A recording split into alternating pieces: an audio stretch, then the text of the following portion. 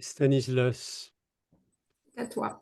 Bonsoir à tous et à toutes. Ce soir à l'APE, nous recevrons pour notre séminaire mensuel Myriam Katami, qui est donc psychologue clinicienne, psychologue du développement, qui a plusieurs cordes à son arc, qui est aussi professeur à la Cato à Paris et qui a fondé le centre de psychologie à Casablanca. Bonsoir à toi Myriam, tu peux peut-être Bonsoir. rajouter des choses et nous dire pourquoi tu es là ce soir. Ok, bah, je prends une minute peut-être, oui, pour me présenter, quelques secondes. Euh, Myriam Ketani. Donc, effectivement, je suis psychologue clinicienne, docteur en psychologie du développement. Et puis, je suis maître de conférences en psychologie et en sciences de l'éducation. Je navigue entre la France et le Maroc, donc je travaille sur les deux pays. J'ai fondé un centre de psychologie qui s'appelle le Centre MyPsy à Casablanca, où on offre des services à la fois de consultation, de thérapie, de formation. Euh, et puis, en tant qu'enseignant-chercheur, j'ai été, après mon doctorat, enseignant-chercheur pendant quelques années à Toulouse, d'où le quart d'heure toulousain. Et puis, et après quoi, j'ai été professeur universitaire pendant quelques années aussi à Montréal, puis à Casablanca, avant de rejoindre Paris pendant la période du Covid, où j'ai rejoint du coup l'Institut catholique de Paris, la faculté d'éducation et de formation. Mes recherches portent sur le développement de l'enfant et la parentalité, l'éducation familiale en contexte de risque psychosocial. Donc j'ai travaillé sur différentes populations avec, dans différents contextes de risque psychosocial comme les violences familiales, la précarité socio-économique, le placement en famille d'accueil. Le contexte migratoire, plus récemment le contexte de confinement lié au Covid-19. Et tout dernièrement, je travaille aussi sur les vulnérabilités durant le parcours périnatal. Voilà. Je m'intéresse aux mamans, je m'intéresse aussi beaucoup au papa. Ma thèse a porté d'ailleurs sur l'expérience paternelle en lien avec le développement de l'enfant en contexte de précarité socio-économique. Voilà. Donc, voilà un petit peu mes intérêts de recherche. Sinon, en tant que clinicienne, je travaille avec du tout public, enfants, ados, adultes, personnes âgées, et aussi toute la période périnatale à laquelle je m'intéresse aussi particulièrement. Voilà, voilà. Alors aujourd'hui, ben, je suis venue vous parler, échanger avec vous, hein, pas seulement vous parler, puisque c'est ce que je disais un petit peu à Stanislas. Moi, je vous propose aussi de partir aussi de vos observations. Je suis maître de conférence, mais je vous avoue que même en cours magistral, j'ai du mal à faire un cours magistral qui est uniquement unidirectionnel. Donc, j'aime bien aussi que ce soit interactif et qu'on soit aussi dans l'échange, ce qui n'empêche pas qu'on puisse laisser aussi une période de questions si vous le souhaitez ensuite. Euh, Donc, je suis venue vous parler aujourd'hui du sujet du rapport aux limites dans les nouvelles générations, à la fois du côté des parents et des enfants. Euh, donc, euh, donc, on va parler de parentalité, on va parler du développement de l'enfant, mais avant tout, peut-être se questionner sur le rapport aux limites dans les nouvelles générations. On voit des choses qui bougent, qui change. Il y a une évolution socio-historique aussi dans le rapport aux limites, dans la façon aussi, dans le rapport au cadre et à l'autorité, notamment. Euh, je ne sais pas, est-ce que vous êtes venu, peut-être vous, en voyant ce titre, avec des réflexions, des idées. Qu'est-ce que vous observez déjà, vous, dans vos pratiques, sur la question, sur cette question du rapport aux limites? Aussi bien dans les familles, donc aussi bien du côté des parents que des enfants. Qu'est-ce que vous en pensez? Qu'est-ce que vous observez? N'oubliez pas de mettre votre petite main, les gens qui veulent intervenir, il y a une petite main jaune pour que chacun passe chacun à son tour et pour éviter la confusion.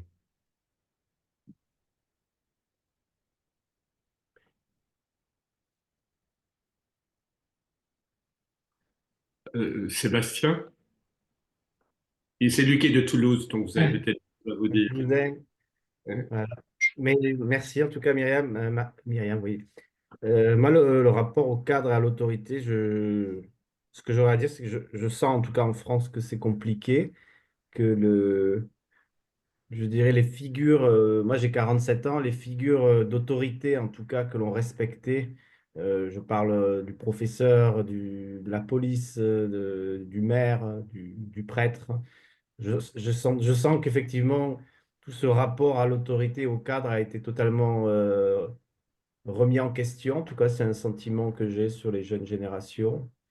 Il y a plus ce sentiment de crainte ou de peur. Je mettrais même le respect, quelque part. C'est plus un être humain, c'est une fonction qu'on peut haïr. Et du coup, on fait vivre à l'humain la fonction qu'il porte. Donc, on voit que le cadre, je ne saurais pas dire si le cadre a été étendu ou s'il a été détruit. Voilà. Mhm. Mhm. Ok, si. Juliette? Oui, bonsoir Myriam. Alors, moi, ce que je perçois dans ma clinique avec les enfants notamment, ce sont des enfants qui n'ont plus tellement accès à l'intimité. La notion d'intimité est très, très compliquée. On a l'impression que c'est des corps débordés d'angoisse, de colère, et qu'il n'y a plus de retenue du tout. Donc, c'est des enfants qui sont très extravertis, dont on a accès finalement à leur monde en 5 minutes. Ils nous montrent absolument tout ce qu'ils savent très rapidement. Et je perçois effectivement plus de rapport à l'extime qu'à l'intime. Voilà ce qui me trouble aujourd'hui, c'est qu'on n'a plus beaucoup d'enfants qu'on nommait à l'époque timides. Alors, pathologique ou pas, la timidité, en tout cas, était une forme de retenue et de pudeur que je retrouve beaucoup plus rarement avec les petits.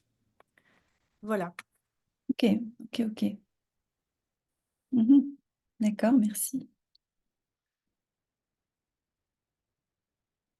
Est-ce qu'il y a d'autres observations, d'autres éléments que vous souhaiteriez partager? Loïc.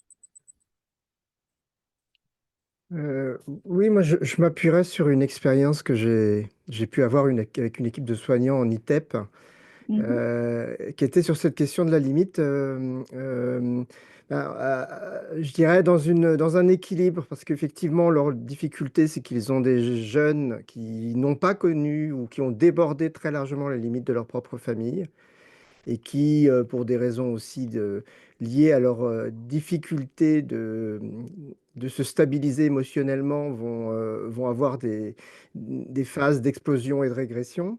Mais en même temps, le travail qu'elles me partageaient, c'était un travail de ce qu'elles appelaient leur zone de sécurité, c'est-à-dire de reconstituer sous une forme qui ne soit pas une forme autoritaire, une limite qui soit un contenant pour ces jeunes qui justement débordent de l'autorité, mais ont néanmoins besoin d'être contenus dans de l'attachement.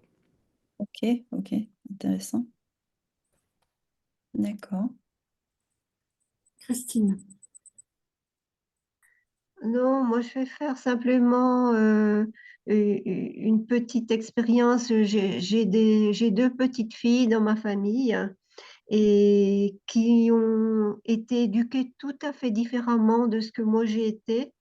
Et je relève surtout pour le moment, bon, la plus grande, elle va avoir 4 ans, hein, la deuxième, c'est un bébé. Mais je relève que c'est un enfant qui a été élevé dans... euh, on, on l'a rassuré dans ce qu'elle pouvait faire. Donc, une très grande autonomie.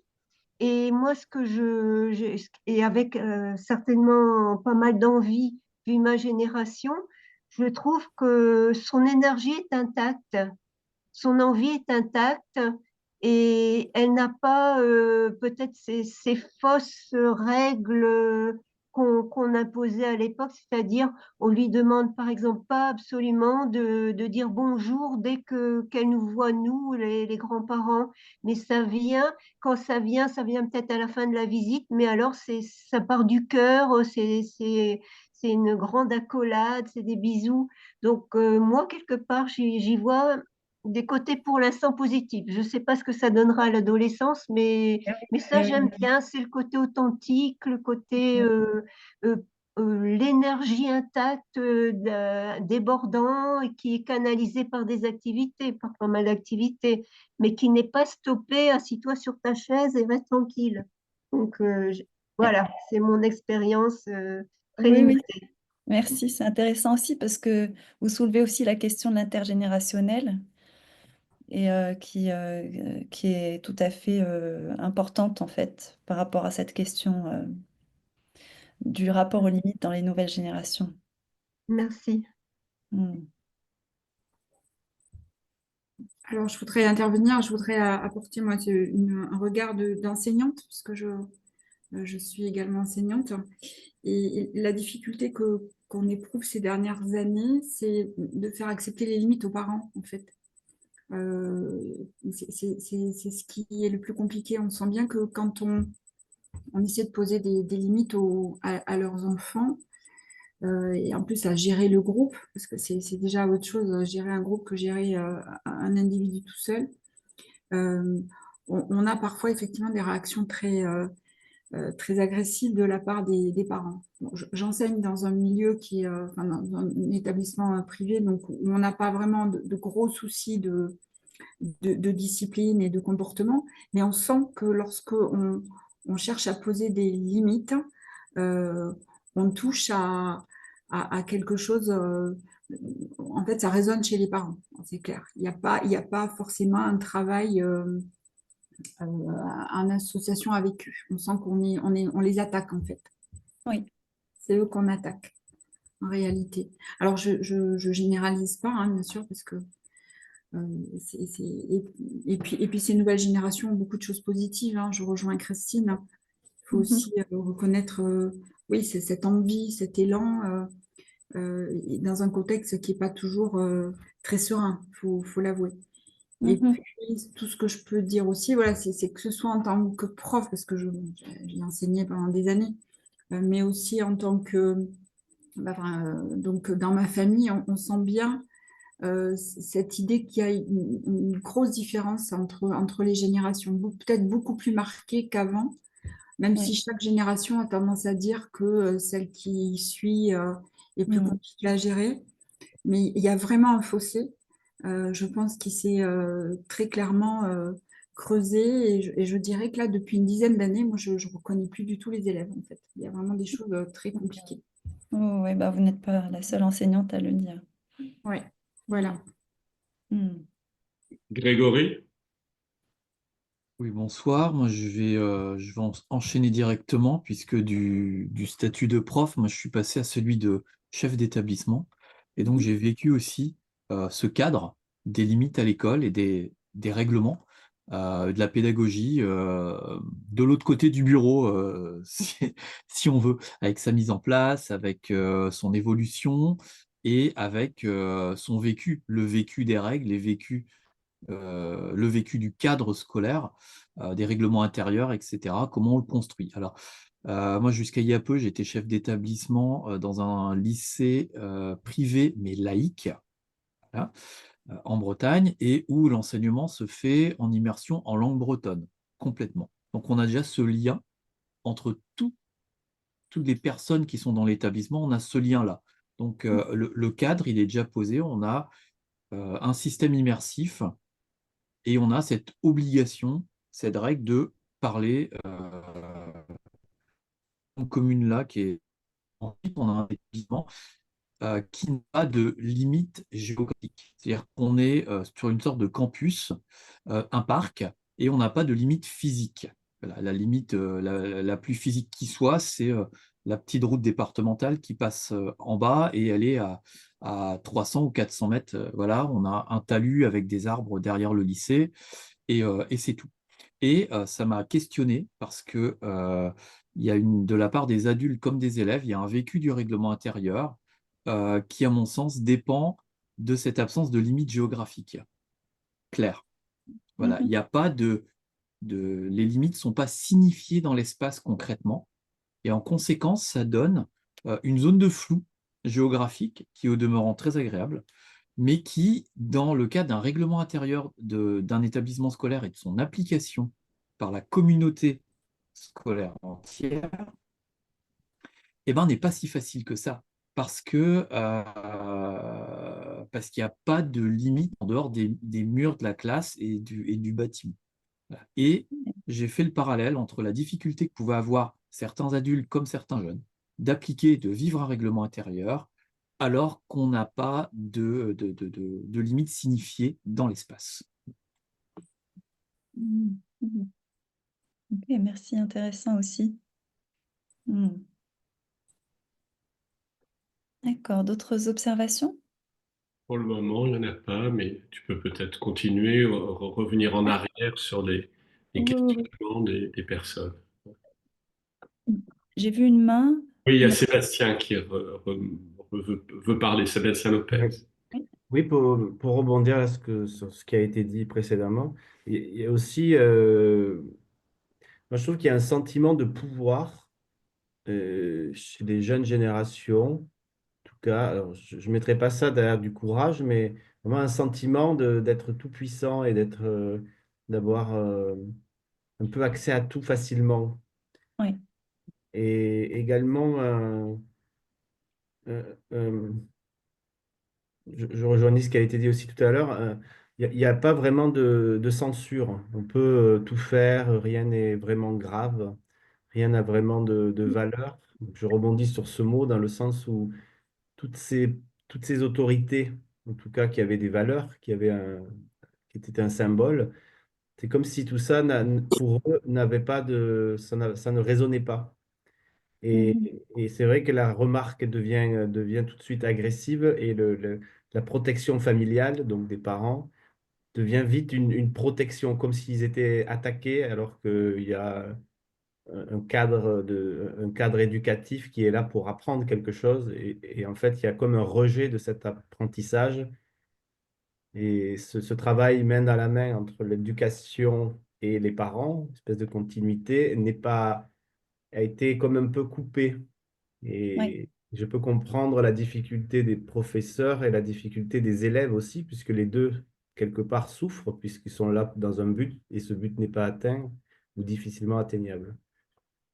Voilà ce que je voulais rajouter. Oui, j'avais plusieurs réflexions, Myriam. Je pensais au livre, je ne sais pas si tu connais, Libres enfants de Summerhill.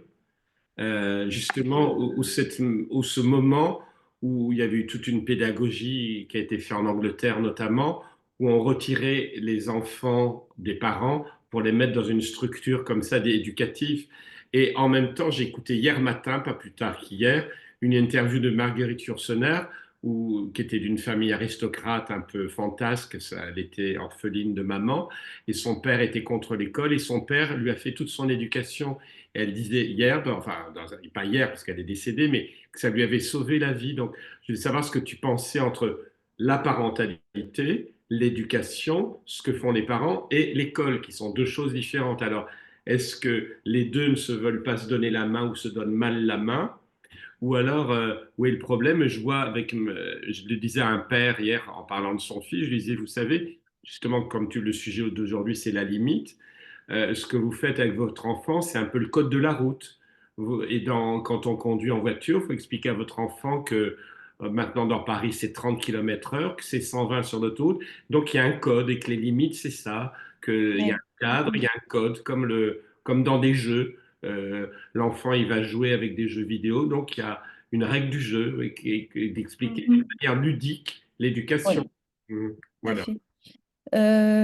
Alors, par rapport à ce que tu viens de dire, et puis on va essayer de faire des liens entre tout ce que vous avez dit, parce qu'en fait, ce dont on va parler, ça fait des liens entre tous ces éléments. C'est que auparavant, euh, l'école et la famille avaient les mêmes codes, d'accord? C'est-à-dire que finalement, ils avaient à peu près le même rapport aussi aux limites, à l'autorité, etc. Donc, ils se donnaient la main tout simplement parce que ils avaient le même référentiel à peu près, hein, c'était le même référentiel. Aujourd'hui, dans la famille, qui est finalement le premier milieu où l'enfant se développe, donc c'est là où se construit le premier rapport aux limites. Euh, les codes sont très différents de ceux de l'école. Et on est face à des injonctions qui sont contradictoires. Alors, je pense que ce dont on va parler dans ce qui suit va expliquer un peu ce que je suis en train de dire là. Mais en clair, euh, le rapport aux limites qui est nécessaire pour faire classe est très différent de celui qui, euh, qui est véhiculé dans les familles, dans les nouvelles générations, mais ça s'explique aussi par une évolution socio-historique de la famille et du rapport à l'autorité. Donc peut-être que ce que je vous propose, c'est de revenir sur différents éléments socio-historiques par rapport à l'évolution de la famille. Parce que finalement, pendant les 2 siècles derniers, il y a eu quand même beaucoup de changements. Des changements qui concernent aussi bien les places de chacun dans la famille, les rôles de chacun, les relations intrafamiliales, la structure familiale, bien évidemment. Mais tout ça, tous ces changements, finalement, ils ont eu à la fois des effets qui sont tout à fait bénéfiques, hein. Vous le disiez tout à l'heure, en fait, finalement, dans la médaille, il y a 2 faces, hein. Donc, il y a des choses qui sont tout à fait intéressantes et qui sont tout à fait bénéfiques. Christine parlait tout à l'heure aussi de ce côté finalement très être soi-même. Voilà, elle parlait d'envie, elle parlait de cette spontanéité. Euh, euh, bon, donc il y a toute une dimension qui finalement donne aussi aux, aux enfants et aux jeunes des nouvelles générations une liberté qui est plus importante et qui est tout à fait intéressante d'une part, d'un côté. Euh, d'un autre côté, tout à l'heure, je ne sais plus qui parlait de contenant. Vous êtes plusieurs à en avoir parlé. Il y a Sébastien qui en a parlé, notamment Grégory, je pense aussi. Euh, et il y a probablement dans les nouvelles générations, d'un autre côté, un manque de contenant, hein. Et ce manque de contenant, euh, bien, va influencer nécessairement le rapport qu'on a au cadre, aux limites et à l'autorité. Alors, quand on revient un petit peu au cours des 2 siècles derniers, il y a plusieurs changements qui expliquent déjà comment le rapport aux limites a changé du côté des parents, dans la structure familiale. Aujourd'hui, peut-être que vous l'observez dans vos pratiques, on est dans les nouvelles générations face à des parents qui ont un rapport à la limite qui est beaucoup plus flou qu'auparavant. D'ailleurs, il y a beaucoup de parents qui s'inquiètent aussi, qui savent plus, qui ont un rapport au cadre qui n'est pas vraiment, même eux, qui n'est pas vraiment déterminé, d'accord?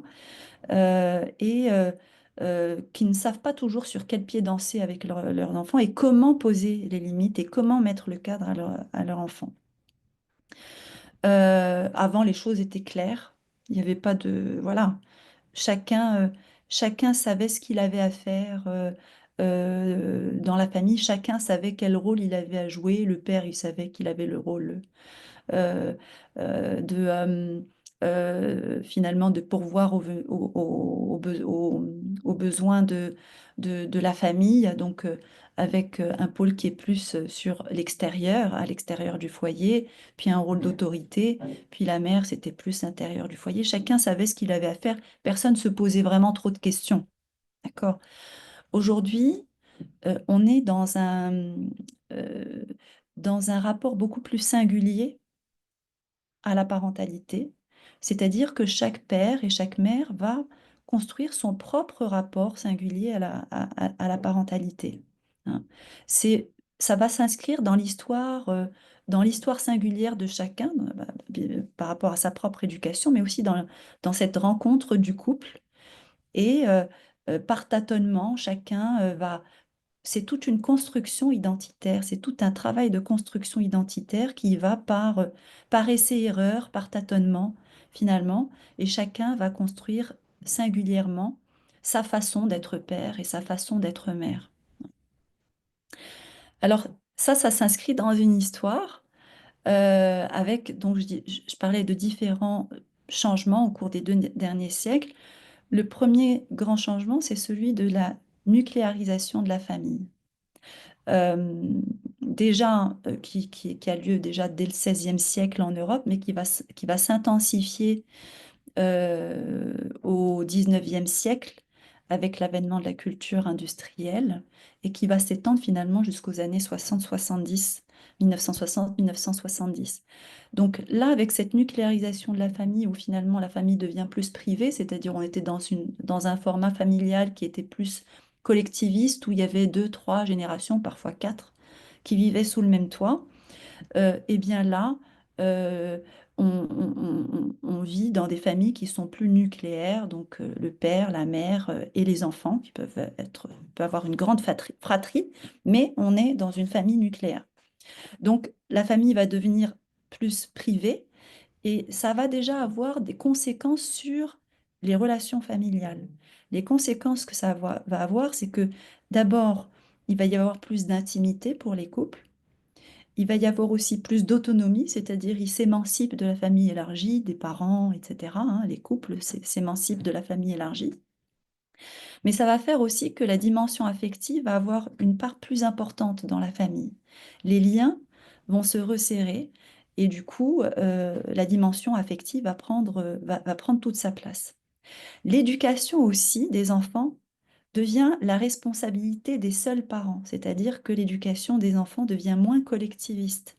Avant, elle était répartie entre les différents adultes et les grands enfants qui vivaient sous le même toit.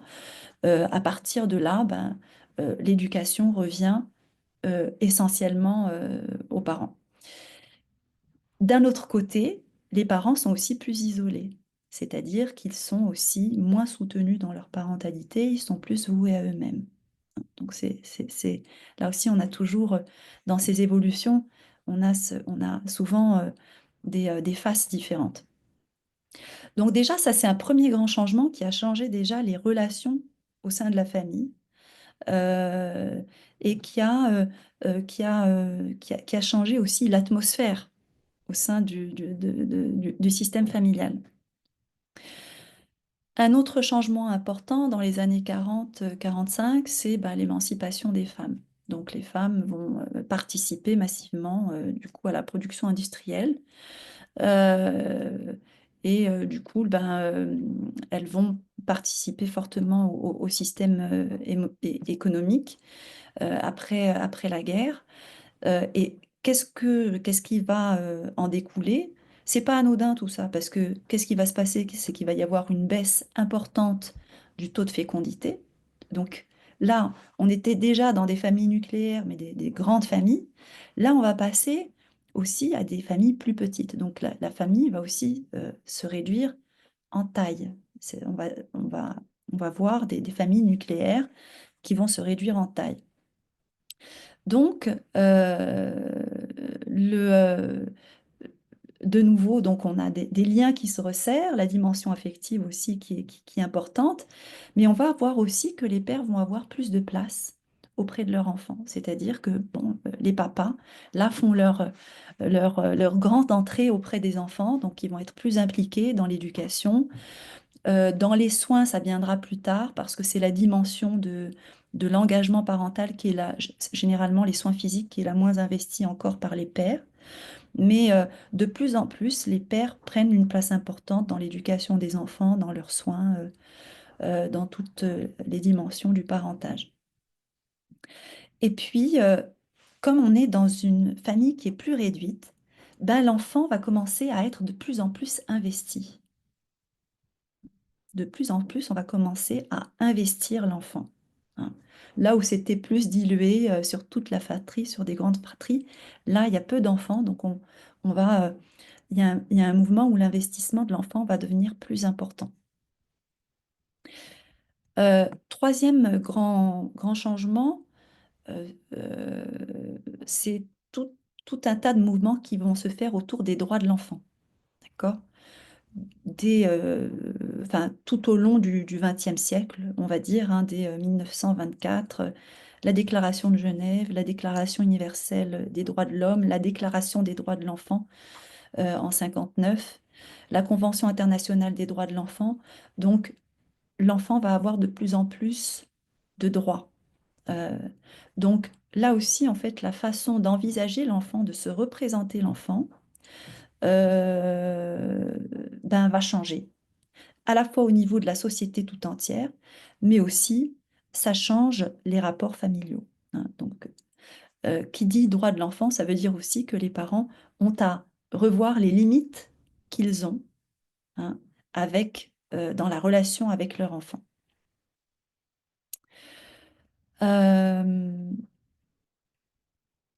Alors, un autre changement important, je vous les donne tous un peu, mais vous allez voir qu'au fur et à mesure que les changements arrivent, on voit tout de suite comment on en arrive là où on en est aujourd'hui, finalement. Ça fait tranquillement, doucement son chemin, mais ça nous amène à comprendre finalement comment on en arrive là où on en est aujourd'hui. Donc, un autre changement important, c'est la légalisation de la pilule contraceptive et la dépénalisation de l'avortement. Alors là, dans les années 70, voilà, donc les femmes vont affirmer leur volonté d'être mère par choix et non par contrainte. Et donc, on va avoir non seulement donc, la légalisation de la pilule contraceptive, mais aussi la dépénalisation de l'avortement à quelques années d'intervalle, en 67 et en 75. Ce qui fait que, là encore, la taille des familles se réduit davantage. Les parents vont commencer à se concentrer vont concentrer leur attention sur quelques enfants et vont investir ces quelques enfants. Et puis, il va y avoir une plus grande personnalisation des relations et un investissement plus grand des enfants. Alors, parallèlement à ça, vous voyez, on est un peu dans les mêmes années. Ça commence, c'est un peu dans les mêmes années. Alors que on commence à investir beaucoup l'enfant, alors qu'il y a une plus grande personnalisation des relations, alors que la dimension affective prend toute sa place, eh bien, on a tout un mouvement de vulgarisation de la psychologie de l'enfant qui arrive aussi autour de ces années-là. Notamment, bon, avec les travaux qui sont connus de Françoise Dolto, euh, on vit finalement une période où les parents vont de plus en plus se familiariser avec les besoins psycho-affectifs de l'enfant. Et donc, ça va devenir une véritable préoccupation pour les parents, hein. Quels sont les besoins psycho-affectifs? Qu'est-ce qu'on doit offrir à notre enfant en tant que parent pour qu'il puisse se développer favorablement dans toutes les dimensions de son développement, que ce soit sur le plan affectif, sur le plan cognitif, sur le plan social, etc. Là, il va y avoir dans le système familial, pour toutes ces raisons qu'on vient de citer, il va y avoir une rééquilibration du système familial, mais avec un réaménagement. C'est-à-dire que l'enfant va passer à une place centrale dans la famille. D'accord? Là où les parents étaient le centre de la famille et toute une fratrie d'enfants finalement était, voilà, les enfants suivaient leurs parents, quoi. Là, l'enfant va passer au centre du système familial. Il va avoir une place centrale. Les parents vont commencer à s'organiser et à organiser leur quotidien, leur vie, leurs projets en fonction de l'enfant et de ses besoins, hein. Donc l'enfant, là, il commence à avoir une place centrale. Donc, avec une éducation qui va être centrée sur l'enfant et qui va être basée sur l'écoute, le dialogue, la négociation et la symétrie de la place de l'enfant et de celle de l'adulte. Donc là, il y a un véritable changement dans les rapports enfants-parents et dans la place de l'enfant finalement dans le système familial.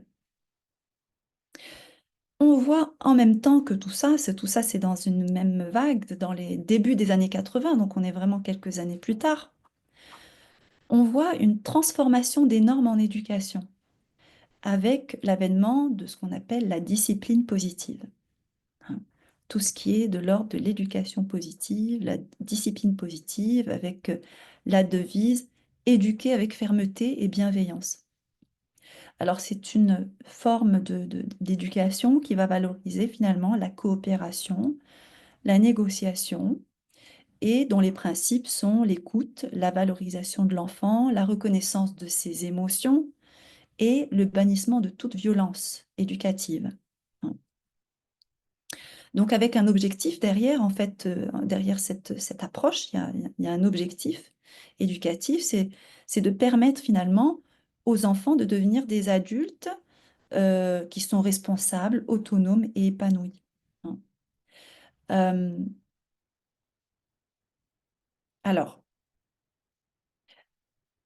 je donne une petite définition de l'éducation positive qui a été donnée en 2006 par le Conseil de l'Europe. Hein, et là, je cite, « C'est un comportement qui vise à élever l'enfant, à le responsabiliser, qui est non violent, et lui fournir reconnaissance et assistance en établissant un ensemble de repères favorisant son plein développement. » Voilà. Donc là, on arrive à un moment où les parents se retrouvent un petit peu perdus avec toutes ces injonctions, d'accord? D'un côté, il y a toute la question des droits de l'enfant qu'il faut respecter, sa personnalité, sa sensibilité, la sensibilité de l'enfant. Les parents, dans leurs pratiques éducatives, passent d'un rôle de mentor à un rôle d'accompagnateur. On arrive de plus en plus à une définition qui va être de plus en plus normative de la parentalité. C'est un espèce d'idéal parental incontestable du XXIe siècle, hein, qui est véhiculé dans la société avec finalement quand même une certaine pression sociétale qui pèse sur les épaules des parents, des nouvelles générations, et qui va pousser toute une génération de parents au perfectionnisme, ce qui va aussi contribuer à l'épuisement parental. Et ça, c'est des phénomènes qu'on voit aussi maintenant depuis quelques années, hein, ces phénomènes de burn-out parental aussi. Hein, et on voit toute une génération de parents anxieuses, en fait, hein, des parents anxieux, des parents qui veulent tout bien faire, qui veulent être de bons parents. Et c'est pas facile d'être un bon parent avec toutes ces injonctions. Et c'est aussi des parents aussi, alors je généralise, hein, je dis des parents, vous voyez hein, comment je dis des parents, mais c'est pour vous dire la tendance, bien entendu, mais il y a énormément de variabilité interindividuelle, évidemment. Mais c'est pour voir quand même, c'est pour dire qu'il y a quand même un mouvement qui se dessine dans les nouvelles générations. Et donc, on se retrouve aussi face à des parents qui n'osent plus aussi se montrer fermes avec leurs enfants, qui ne savent plus non plus trop comment poser les limites. Voilà, donc là aussi, il y a vraiment alors, il y a des parents qui cherchent des recettes, hein, et certains en apportent, hein, par exemple la discipline positive, l'éducation positive, tout ça. Il y a des tas d'écrits là-dessus mais on est quand même face à des parents qui ont de la pression à être de bons parents, qui sont plus voués à eux-mêmes parce qu'ils sont moins dans la transmission. On est moins dans des sociétés collectivistes, donc ils sont plus voués à eux-mêmes. Ils sont face aussi à tout ce qui est réseaux sociaux, médias, voilà, donc à Internet. Donc on voit, hein, quand on va sur Internet, les forums, les parents, ils vont chercher des réponses. Ils trouvent bien sûr à boire et à manger là-dedans. Donc il y a de quoi se perdre davantage parfois. Hein. Voilà.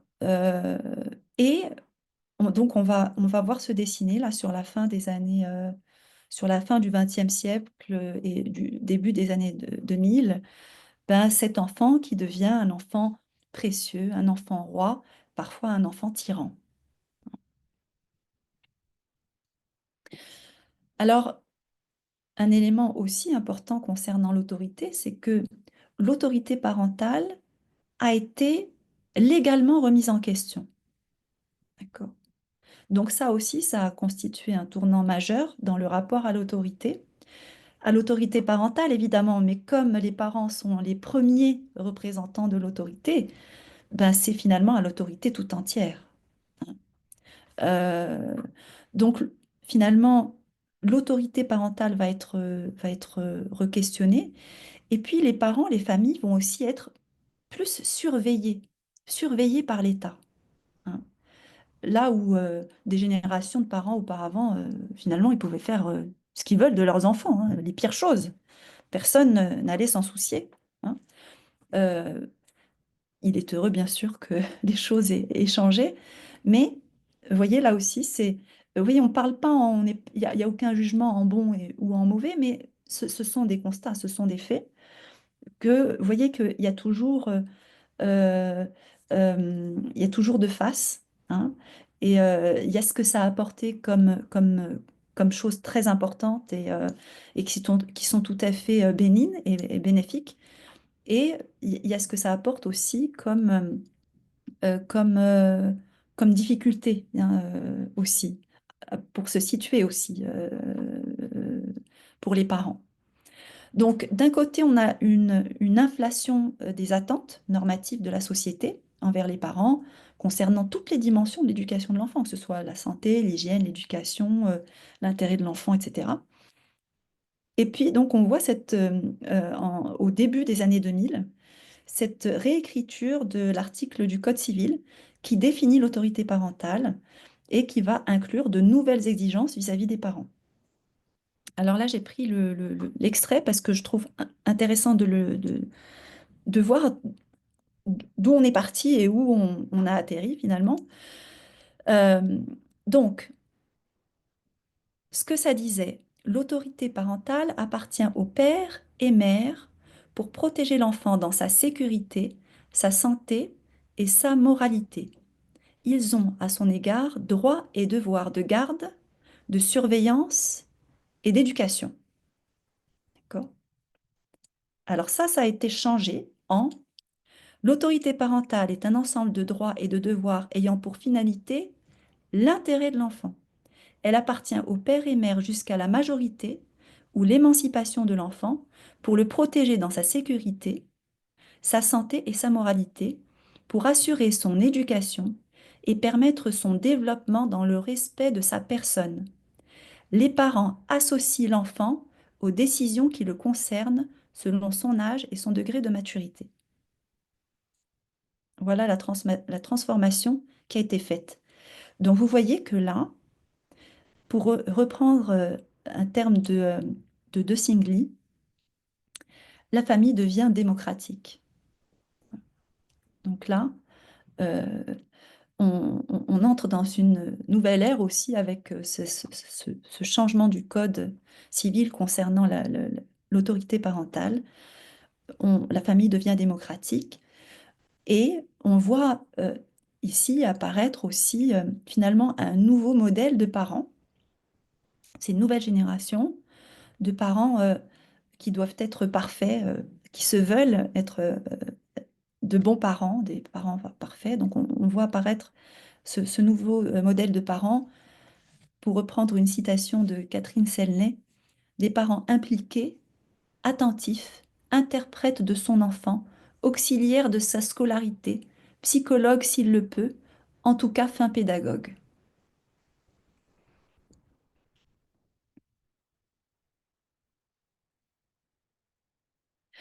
Voilà. Donc, vous voyez comment, au fur et à mesure, finalement, on arrive euh, euh, à ces, là où on en est aujourd'hui, hein, déjà dans la façon d'investir sa parentalité, mais aussi dans le rapport aux limites dans la relation avec l'enfant.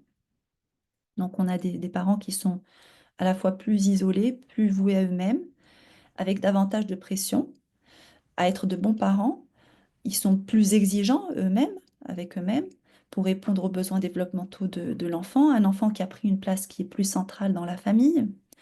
Donc on voit ce perfectionnisme des nouvelles générations et qui sont aussi plus challengés dans la construction de leur identité parentale, hein, puisque là, il y a aussi une façon singulière de construire sa façon d'être père, d'être mère. Et donc, on voit apparaître de nouvelles formes de vulnérabilité, comme l'épuisement parental, donc le burn-out parental, dans ces nouvelles générations, un phénomène qui est décrit maintenant depuis quelques décennies, mais qui est quand même récent. Et puis, vous le souligniez tout à l'heure un petit peu, hein, la question de l'intergénérationnel. Tout ça, ça fait que ça crée aussi plusieurs décalages avec les générations précédentes sur plusieurs éléments, sur plusieurs dimensions, hein. Les conceptions changent, à la fois en ce qui concerne la conception de la famille de façon générale, la définition des besoins de l'enfant n'est pas la même, la place de l'enfant dans la famille, la place du père, de la mère, d'accord? Dans le couple conjugal, dans le couple coparental aussi, hein, dans la façon d'éduquer ensemble l'enfant à deux, hein. La place et le rôle du père auprès de l'enfant. Voilà, donc tout ça, euh, il y a un espèce de décalage aussi avec les générations précédentes qui fait aussi que un phénomène qui est tout à fait intéressant, c'est que dans ces nouvelles générations, ben, quand ils ont leurs enfants, quand l'enfant arrive au monde, et que, ben, vous le savez, à l'arrivée d'un enfant, il y a tout un tas de remaniements au niveau du couple, au niveau identitaire, au niveau du rapport aux parents de chacun, aux parents de chacun des parents, etc. Et là, on voit des tas d'incompréhensions, en fait, intergénérationnelles, entre les grands-parents, les parents, dans la façon d'éduquer, dans la place de chacun. Donc, ça demande tout ça, souvent une période d'adaptation qui peut durer plus ou moins longtemps, mais qui peut questionner les uns et les autres. Et l'incompréhension parfois peut être très difficile à vivre, et pour les parents et pour les grands-parents. Voilà. Donc peut-être on peut faire une petite pause sur ce qu'on vient de dire. Je vous laisse réagir déjà sur tout ce qui a été dit, puis je continuerai ensuite. Merci beaucoup, c'est très clair, Myriam, c'est passionnant. Christine revient. Oui, alors concernant la suite des grands-parents, euh, il y a des grands-parents qui ont été homologués pour pouvoir garder la petite parce que ils habitaient pas très loin, ils avaient compris toutes les règles qu'il fallait adopter pour pouvoir la garder. Les parents comme nous, qui habitions un peu plus loin, on a senti des réticences. Rien de verbalisé, mais on a été comme testé pour savoir si on pouvait garder. Alors là-dedans, on ne parle pas beaucoup d'amour, tout simplement, hein. Et moi, je me suis dit que si j'avais dû concevoir des enfants maintenant, peut-être que j'aurais dû avoir un gros bouquin pour lire. Je sais qu'ils sont toujours sur Internet, comment faire ci, comment faire ça. Il n'y a plus rien de vraiment spontané. Or, il Ah oui, paraît qu'on devient parent en ayant des enfants. Il y a quelque chose pareil, de pareil. l'intuition, mais là, tout est réfléchi, tout est calculé. Oui, oui, oui. Et autre c'est- réflexion, oui. dans la famille, il y a nous, on a eu 3 enfants chacun, mais parmi les 3 enfants, il y en a qu'un seul qu'un seul enfant qui a pu avoir, qui a eu des enfants, donc on est grands-parents de chaque côté d'un seul. Les 2 autres enfants n'ont pas voulu d'enfants. Il y en a deux délibérément qui ont dit on ne veut pas avoir Ah d'enfants. oui, oui, ça aussi. Alors, ils nous ont parlé d'environnement, de plein Oui, de... ouais, ouais. Mais je pense qu'il y a aussi une peur face à toute cette complexité d'être parent maintenant. Je pense qu'en Oui. vous écoutant, il y a aussi un peu de ça. Donc, Et- sur les 6 enfants, il y en a 2 qui ont eu des enfants. Pour le moment, ça peut encore venir, hein. Et il y en a 2 autres qui ont eu soit des chiens, soit des chats. voilà, Ça c'est paraît bien un aussi, peu plus facile, c'est bien. apparemment. Oh oui, mais en fait, les phénomènes que vous décrivez, ils sont tout à fait, c'est intéressant parce qu'en fait, quand je parle de ces sujets-là, en fait, bien des gens se reconnaissent en fait dans dans ce, euh, mais ce que vous dites, c'est vraiment intéressant parce que les deux éléments que vous apportez, d'abord la question de l'amour et le fait que tout devient très très systématisé, et il y a un manque effectivement, et ça c'est terrible pour les enfants et leur devenir, dans leur devenir adulte parce qu'il y a quelque chose qui se dénature du lien. Euh, il y a parce que effectivement, comme les parents sont plus voués à eux-mêmes, alors bien entendu, il y en a qui ont plus de chances que d'autres. Et d'ailleurs, on évalue à l'arrivée d'un enfant, on évalue les facteurs de risque. Mais il y a quand même beaucoup de parents aujourd'hui qui sont quand même plutôt voués à eux-mêmes parce que souvent, bah, ils sont pas dans la même ville que les parents sont plus loin, ils n'ont pas vraiment des gens très proches dans leur entourage. Donc, on arrive vite à cet isolement quand même, malgré tout. Et les parents, ils savent pas, finalement, ils sont un petit peu coupés de cette transmission. Avant, il n'y avait pas d'école des parents, mais on apprenait à être parent parce que déjà par mimétisme, parce qu'on voyait des parents partout autour de nous et on vivait avec d'autres parents, et donc on faisait un peu pareil. Et puis il y avait des tas de modèles autour de soi, et puis il y avait une transmission orale. Toutes les femmes étaient autour de la mère qui devient mère euh, pour, euh, pour l'accompagner dans sa maternité. D'accord? À tel point que même parfois, les bébés étaient allaités par d'autres femmes. Il y avait des frères, des sœurs de lait, des machins. Donc voilà, c'était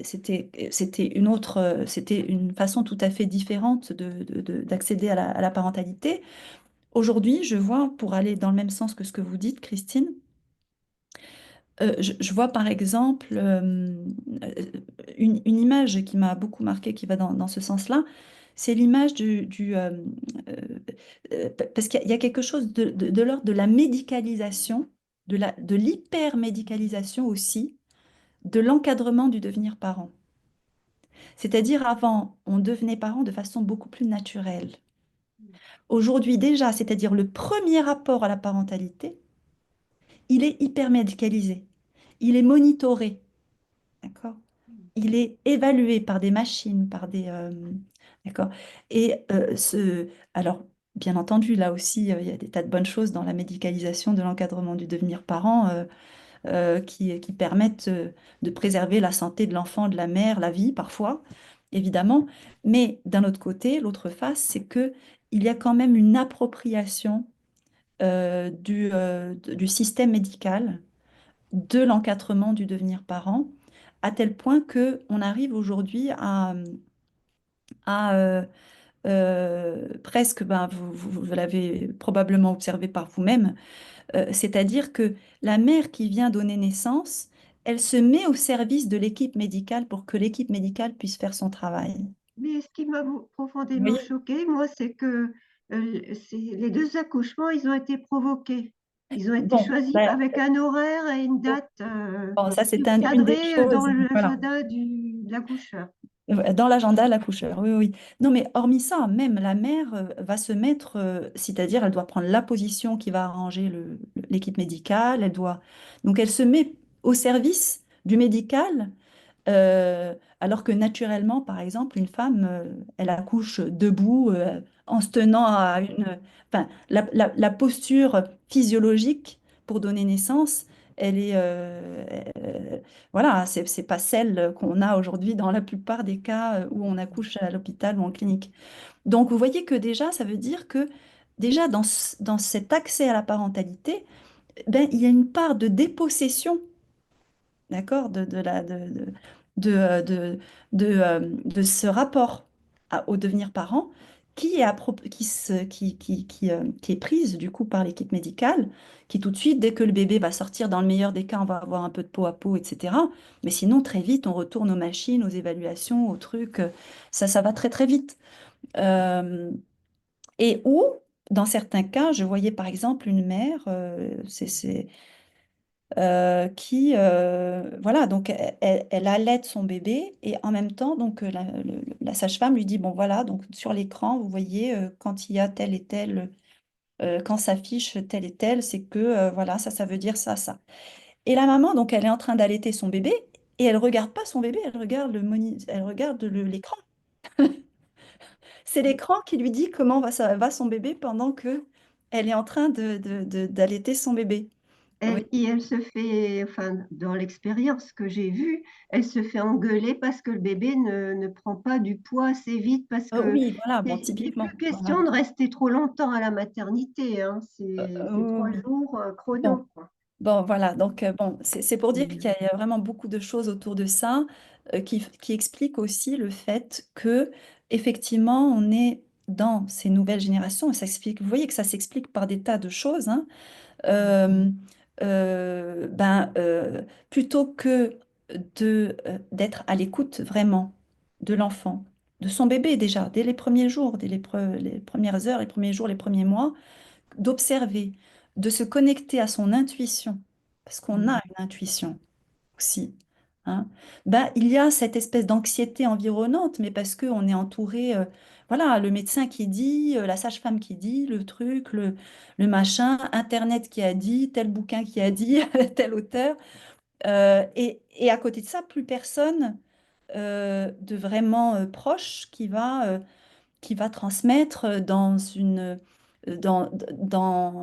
étant dans un lien qui permet cette transmission avec toute la dimension affective qui va avec, quoi, hein. Donc, et puis, je dirais,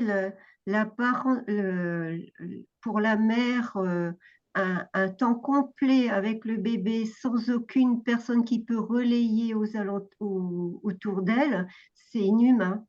C'est pas possible. c'est ce qu'on essaye c'est ce à quoi on essaye de préparer les mamans avant même qu'elles deviennent mamans, justement, et les papas aussi, hein, avant même qu'ils deviennent papas. Parce qu'effectivement, le fait d'avoir du relais, d'avoir du soutien, c'est tout à fait essentiel dans, dans cette expérience pour qu'elle puisse être favorable à la fois pour la santé et le bien-être des parents et pour la santé et le développement de l'enfant. Tout à fait. Il y a des prises de parole là. Je pense Oui. que Juliette, Merci. Mm. Oui, bah c'est pour rejoindre un peu tout ce que vous dites. La première chose, c'est l'importance maintenant des familles monoparentales. Mhm. Enfants seuls avec papa, enfants seuls avec maman, où je note une extraordinaire solitude, des gens effectivement qui n'ont pas de relais et qui se trouvent finalement dans un face-à-face un petit peu fusionnel avec un enfant. Donc la mère est menacée, l'enfant aussi, dans cette espèce de confusion, cet espace imagoïque. Et puis la deuxième chose, c'est que l'enfant est devenu, il me semble, à Myriam, une filiation narcissique. Il est pris dans une filiation narcissique, c'est-à-dire qu'il est devenu finalement objet d'extension. Et j'ai l'impression qu'il y a un enjeu monstrueux, presque un enjeu identitaire autour de cet enfant-là, Ah oui. qui est tellement porteur des désirs parentaux que Ouais. finalement, il a beaucoup de mal à connecter du soi. Il est un petit peu le moi parental étendu. Oui. Et, euh, et puis la troisième chose, par rapport à ce que vous dites de la médicalisation, il y a beaucoup de cercles de femmes aujourd'hui et de mamans qui se réapproprient leur maternité et leur accouchement. Alors, il y a un versant très, très beau de réappropriation subjective. Et puis, évidemment, il y a une idéologie qui rend des effets un petit peu excessifs et parfois dangereux. Voilà, donc je note encore une fois une réaction en excès, puisqu'on parle des limites. Il y a des frontières finalement qui sont explosées, mais de tous côtés, même dans les réponses parfois, c'est des réactions un peu excessives. Enfin, je pense que vous savez de quoi je parle, hein, dans ces femmes qui accouchent à la maison dans des conditions parfois de dangerosité. Et puis Absolument. avec mon enfant, c'est-à-dire que l'enfant, Mon enfant. c'est, c'est plus l'enfant du social, quoi. C'est un enfant qui devient le centre de l'attention au détriment parfois de l'amour conjugal. Je note aussi une déperdition de Ah oui. l'idée même de couple. La conjugalité, finalement, s'absente au bénéfice de cette espèce de trophée, quoi. Voilà. Oui, oui, tout à fait. C'est intéressant parce que la question du couple, elle n'est pas anodine, parce que là aussi, il y a eu des évolutions au niveau du couple qui sont tout ça, vous voyez, c'est bien complexe, tout est entremêlé, quoi. Hein. Euh, mais ce que vous dites, ce que vous venez de dire, ça rejoint ce qu'a dit en tout début, là où on s'est connecté, dont je ne sais plus qui, concernant, euh, concernant le fait que effectivement, c'était la question de l'intime, je pense. Oui, c'est moi qui l'ai posé justement, parce que je remarque effectivement une absence, il y a une confusion des frontières où l'intime, l'extime, qu'est-ce qui appartient à qui dans une même famille? Et avec les Oui, familles monoparentales, alors là, c'est oui, peut-être encore oui, oui, oui, plus tout à fait. Bah exubérant, hein. oui, là, oui. Oui, Tout à oui. fait. Oui, oui. Mais ça, c'est très lié à cet hyper-investissement, au surinvestissement de l'enfant. Et parallèlement, donc ce surinvestissement, mais vous voyez que c'est le pendant l'un de l'autre, et finalement ce caractère anxieux des parents par rapport à ce perfectionnisme parental, par rapport à cette pression qu'on peut avoir en tant que parent à être de bons parents. Donc ça veut dire que se préoccuper, avoir une préoccupation telle pour l'enfant que ça devient intrusif, c'est-à-dire que où les parents vont occuper un espace qui n'est pas le leur, qui est celui de l'enfant, et donc où l'enfant, du coup, ben, son espace psychique à lui est atteint, il est occupé. Hein, donc, ça, c'est tout à fait, euh,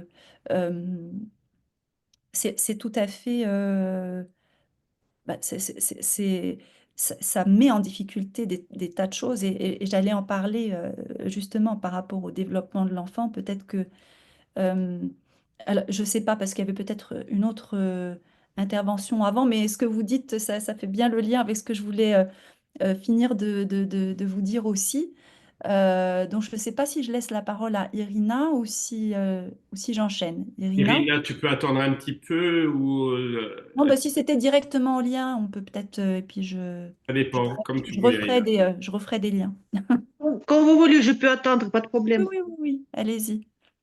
Bon, bah, écoutez, vous avez parlé justement de...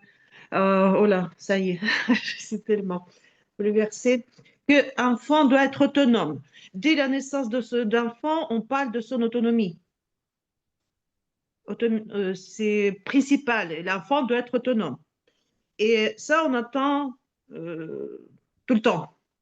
Est-ce que l'enfant, elle est mûr être autonome dans le sujet dans lequel on demande être autonome? Est-ce qu'elle est mûre? Ça, c'est la question pour moi parce qu'il y a beaucoup de demandes et beaucoup d'attentes. Dès qu'on rentre à l'école maternelle, tout de suite, à 3 ans, on dit tu dois être autonome. Qu'est-ce que ça veut dire autonome? Est-ce qu'elle est prête? Est-ce qu'elle est mûre pour être autonome à ce qu'on demande? En plus, comme enfant, il est devenu le centre de la famille. Et dans ce cas, il est dans le centre d'attention. Et vous savez, il y a ici, à mon avis, les contraires, être autonome et être dans le centre d'attention. Mhm. Et dans cette contradiction, je crois l'enfant il peut se perdre. Et aussi, en plus, quand on parlait investir, les parents investissent dans leurs enfants. Est-ce que c'est pas nourrir le narcissisme parental des parents? Ça veut dire quoi? Je me nourris en disant mon bébé. Et ici, est-ce que, regardez aussi la question autonomie précoce, est-ce que ça peut avoir lié avec euh, retardement de devenir adulte et avoir le désir d'avoir enfant? Parce que avoir enfant, être mûr, il faut être mûr. Mhm. Oui, Mhm. mais comme on met dans les conditions qu'il n'a pas pu mourir, pardon, mûrir, il n'a pas pu mûrir, il reste adolescent qui n'est pas prêt d'avoir enfant. Oui. Après aussi, la question, dans ce cas, la question investissement, mais meilleur investissement, c'est l'amour des parents. Et quand on se concentre dans les choses, je dis narcissiques, que il faut donner ci à notre enfant, il faut donner ça. Et comme on a parlé, l'enfant, il a trop Il y a trop d'investissement qui n'est pas lié avec l'amour vrai. Et ça peut aussi causer des problèmes dans le psychisme d'enfant. Bon, voilà. Oui, merci. Merci. Merci, Irina. Oui, tout à fait. Bah, là, vous avez parlé de plein de choses. Je ne sais pas sur quoi aller, parce qu'il y avait plein de sujets différents. Alors, bon, par rapport à l'autonomie de l'enfant, euh, euh, c'est là où effectivement on n'est pas suffisamment à l'écoute de ce que, finalement, du niveau de développement de l'enfant, ce qu'il est capable de faire ou pas, hein. En tout cas, en développement, on dit que c'est important de stimuler l'enfant dans sa zone proximale de développement, hein. Euh, Ce qui veut dire un peu juste au-dessus de ce qu'il sait faire actuellement, hein, pour ne pas le mettre en échec, hein. Si on lui demande trop tôt une autonomie dont il n'est pas capable, ça peut le mettre en difficulté, effectivement. D'un autre côté, effectivement, vous avez parlé de ce rapport parce qu'il y a l'autonomie et puis finalement, il y a la nourriture affective qui va avec, hein, la nourriture affective, la bienveillance, le cadre euh, dont il a besoin. Et finalement, c'est euh, euh, c'est pas simple, mais l'enfant a besoin de toute cette nourriture, de ces différentes nourritures pour pouvoir se développer favorablement. Et ce que vous soulignez par rapport à l'autonomie précoce et le fait que après les enfants, vous dites les enfants ne grandissent pas en quelque sorte, c'est-à-dire ils ne deviennent pas adultes, ils peuvent rester des grands ados longtemps. C'est ça que j'ai entendu, hein. C'est ça, Irina, ce que vous disiez. Ça, c'est des choses qu'on observe. J'imagine que vous observez aussi dans votre pratique clinique. Ça, c'est des choses qu'on observe régulièrement. Euh, En termes de cycle de vie, on voit régulièrement maintenant dans les nouvelles générations des adultes qui sont en réalité des enfants, qui sont restés de grands enfants, qui n'ont pas développé un certain nombre de compétences qui sont propres à une étape de cycle de vie, qui font que ça ne leur permet pas de passer sereinement à l'étape suivante du cycle de vie, hein. Donc, et où du coup ça devient difficile étant adulte et la vie appelant et la société appelant à être adulte, donc à, comme vous l'avez dit, à avoir un enfant, à se mettre en couple, à avoir un enfant, etc. Mais c'est pas possible parce qu'un enfant ne peut pas faire un enfant. Donc oui, on observe, enfin c'est pas possible. C'est pas possible déjà sur le plan psychique, c'est difficile. Donc ça peut mettre en difficulté le parent dans l'exercice de sa parentalité.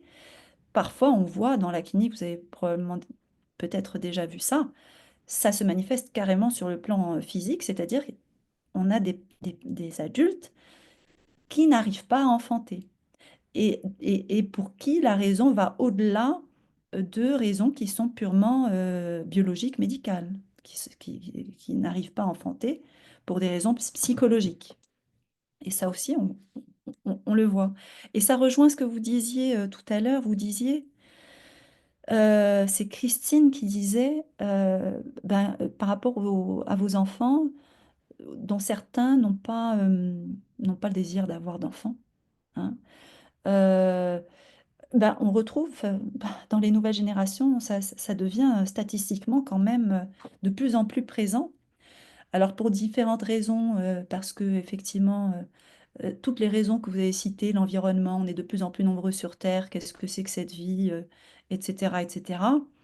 Mais il y a aussi effectivement la crainte d'être parent et de faire face aussi au fait de devoir mettre au monde un enfant, l'éduquer, l'accompagner, tout ce que ça représente comme charge aussi, hein.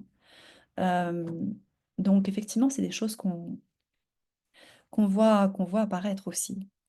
Euh, alors peut-être que je peux faire le lien avec ce que disait Juliette tout à l'heure et je voulais revenir sur la question de l'enfant et de son développement. Par rapport à la question des limites, et vous voyez, vous allez voir, ça résonne avec ce qui se joue du côté des parents dans les nouvelles générations. On voit aussi apparaître du côté des enfants des phénomènes qui ne sont pas nouveaux, on ne va pas dire que c'est nouveau, mais qui sont quand même qui s'étendent. D'accord? On voit, et tout à l'heure, vous parliez, vous disiez certains d'entre vous être enseignants ou chefs d'établissement, c'est des choses que vous devez voir tous les jours. On voit de plus en plus d'enfants aussi. Je ne sais plus, l'une d'entre vous disait tout à l'heure, ben, on ne voit plus d'enfants timides. Hein, on voit plus d'enfants timides, mais on voit de plus en plus d'enfants qui sont agités, qui prennent beaucoup de place, qui ont du mal à se concentrer, qui ont du mal, qui ont des difficultés d'attention. Hein. Donc ça aussi, c'est un phénomène croissant. Bon, dans le monde médical, souvent, on le résume sous le nom de TDAH, d'accord? Donc, trouble du déficit de l'attention avec ou sans hyperactivité. Mais dans la pratique clinique, on observe souvent, en tant que psychologue en tout cas, que quand on fait l'anamnèse, il y a quand même bien souvent euh, une histoire particulière, en fait, pour ces enfants-là, qui finalement, où il y a souvent eu un enjeu lié au cadre et aux limites. Hein. Alors c'est souvent, alors ça peut être soit par exemple des enfants qui ont eu des débuts de vie difficiles, alors soit qui ont été très attendus, ça on voit ça parfois, un enfant qui a été très attendu après plusieurs tentatives de grossesse, etc. Donc un enfant qui arrive enfin, donc c'est cet enfant précieux. Ou un enfant qui a eu des débuts de vie difficiles, une grossesse difficile ou des premiers mois difficiles avec une maladie ou, euh, ou en tout cas qui a eu un début de vie difficile. Euh, et en tout cas, dans presque tous les cas, on trouve que il y a eu un enjeu autour du cadre. C'est-à-dire que très tôt, bah, cet enfant, on lui a tout cédé. euh, euh, il n'a pas manqué. C'est un enfant qui n'a pas manqué, d'accord? Qui ne connaît pas le manque. Et un enfant qui ne connaît pas le manque, c'est un enfant qui devient intolérant à la frustration. Il faut connaître le manque de façon aussi à connaître la frustration et connaître la frustration et savoir aussi la réguler par soi-même. C'est un apprentissage et une compétence qui est vitale, qui est tout à fait vitale. Euh, donc, donc des enfants qui ont peu manqué et où il va y avoir un enjeu particulier, surtout autour de l'âge de 2 ans ensuite qui va suivre. Parce que sur le plan du développement de l'enfant, vous savez sûrement, mais c'est important de le souligner, euh, il y a une période sensible autour de l'âge de 2 ans. Vous savez que dans le développement humain, il y a des périodes sensibles, c'est-à-dire qu'il y a des périodes où se joue quelque chose, où il y a un enjeu particulier développemental qui se joue à ce moment-là du développement. D'accord? Euh, euh, et autour de l'âge de 2 ans, il y a une période sensible sur le plan développemental qui est entièrement liée à la question de la limite et du cadre. Vous savez que l'enfant vient au monde, quand il arrive au monde, il est dans un état fusionnel. D'accord? Il est dans un état fusionnel à la mère, c'est-à-dire que, bon, à l'origine, il est physiquement lié à la mère puisqu'il est dans son ventre. La naissance va finalement faire qu'il se défusionne de la mère physiquement, mais l'individuation psychique elle va prendre du temps. Ça va se jouer sur plusieurs mois, plusieurs années. D'accord? Déjà, le tout petit bébé ne réalise pas nécessairement il n'est pas déjà différencié de l'autre. D'accord? Donc pour lui, l'autre n'est que le prolongement de lui-même. Hein. Ça met un petit temps pour pouvoir prendre conscience aussi de soi en tant qu'individu à part entière, qui est différent de l'autre. Et puis, cette prise de conscience sur le plan psychique, elle prend encore plus de temps. Hein, donc cette individuation, c'est-à-dire l'individuation qui est finalement le fait de pouvoir s'envisager comme un individu psychiquement à part entière, indépendamment de l'autre, va se développer pendant ces premiers mois, ces premières années, et le processus d'individuation de toute façon a lieu tout au long de la vie, mais il y a des périodes qui sont où il y a des enjeux plus importants, hein, dans le développement de l'individuation. Et donc, à un moment donné, autour déjà de l'âge de 15 mois, il va y avoir le non. Hein, donc l'enfant va commencer à dire non. Il dit non à tout. Vous dites quelque chose, il dit non par défaut. C'est l'option cochée par défaut chez l'enfant à cet âge-là. Tout simplement parce qu'il est en train de s'individuer et en fait, il s'affirme en s'opposant. C'est une phase qui ressemble beaucoup à celle de l'adolescence. Ce sont des petits ados à ce moment-là. Il y a une autre étape où il y a à peu près les mêmes enjeux qui vont avoir lieu à l'adolescence, mais de façon différente. Mais donc là, cet enfant, il s'affirme en s'opposant, il s'affirme en disant non. Dire non, c'est dire toi, tu es toi et moi, je suis moi, et nous sommes différents. Alors, sauf qu'à ce moment-là du développement, donc c'est un moment du développement où l'enfant va devenir un peu agressif. Et ça, c'est une agressivité qui est développementale. C'est-à-dire que chez les enfants de cet âge-là, on a un pic d'agressivité autour de l'âge de 2 ans qui est normal, d'accord? Euh, qui va ensuite baisser. Ce pic d'agressivité, il est lié à quoi? Il est lié à ce désir de s'affirmer et de s'individuer, à s'affirmer comme une personne à part entière. Sauf que cet enfant, ben, d'abord, il n'est pas encore reconnu comme tel par le monde qui l'entoure, mais en plus, il n'a pas les mots pour le dire. C'est-à-dire, il n'a pas suffisamment de vocabulaire, il n'a pas suffisamment acquis le langage pour pouvoir exprimer, euh, exprimer ce qu'il est et ce qu'il veut. Donc, ce qui est très frustrant. Hein. Donc, souvent, il y a, d'un point de vue développemental, une période qui est un peu frustrante pour les enfants autour de cet âge-là. Donc un pic d'agressivité qui est normal, qui va ensuite baisser, normalement vers l'âge de 3 ans, 4 ans, au profit de la verbalisation. C'est-à-dire que plus l'enfant a de vocabulaire pour s'exprimer, plus il va pouvoir s'exprimer et plus l'agressivité va baisser normalement. Dans le meilleur des cas. Donc ça, c'est normal, mais dans le meilleur des cas, c'est comme ça que ça se passe. Mais pour que ça se passe bien comme ça, il faut que cet enfant ait en face de lui un monde d'adultes qui lui offre un cadre qui est à la fois ferme et bienveillant.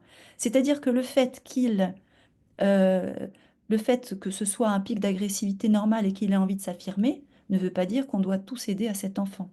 Hein. Ça veut dire que malgré tout, bah, cet enfant, ça reste un enfant de 2 ans et il y a des choses qu'il peut faire et des choses qu'il ne peut pas faire, même s'il les veut. Voilà. Donc ça veut dire qu'il y a quand même un cadre à établir pour cet enfant qui est tout à fait important et qui est important même dans...